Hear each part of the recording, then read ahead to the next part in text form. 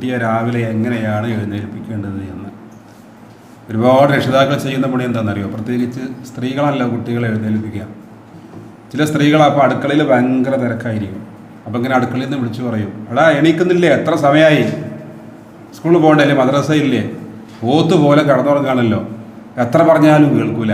കുട്ടിക്ക് ആ ഫ്രഷ് മൈൻഡിൽ തന്നെ ആ കുട്ടി എങ്ങനെ ആക്ഷേപിച്ചുകൊണ്ടുള്ള കുറേ വാക്കുകളായിരിക്കും. ഇത് കേട്ട ആ കുട്ടി വളരെ ചില മാതാപിതാക്കൾ പോയിട്ട് കുട്ടിയെ ഉണർത്തൽ ഇങ്ങനെ ഉരുട്ടുക, എടാ നീക്കടാ എന്നിട്ട് ഇങ്ങനെ ഉരുട്ടി വിളിക്കും. ചില രക്ഷിതാക്കൾ കാലോണ്ട് തട്ടിയിട്ട് എണീക്കണേ, കാലോണ്ട് ഇങ്ങനെ തട്ടിയിട്ടാണ് കുട്ടികളെ വിളിക്കുക, എണീക്കേണ്ട കന്ന് തട്ടും കാലുണ്ട്.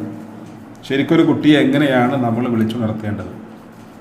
അത്തരം ഒരുപാട് ടിപ്സുകൾ നമ്മുടെ ആ ബുക്കിൽ പറയുന്നുണ്ട്. ഓരോ കിടക്കുന്ന കുട്ടിയുടെ അടുത്തേക്ക് മാതാവോ അല്ലെങ്കിൽ പിതാവോ ആരാണെങ്കിലും ചെന്നുകൊണ്ട് അവൻ കിടക്കുമ്പോൾ അവൻ്റെ ഉള്ളംകാൽ ഈ ഉള്ളംകാലിൽ പതുക്കെ ഇങ്ങനെ തട്ടണം.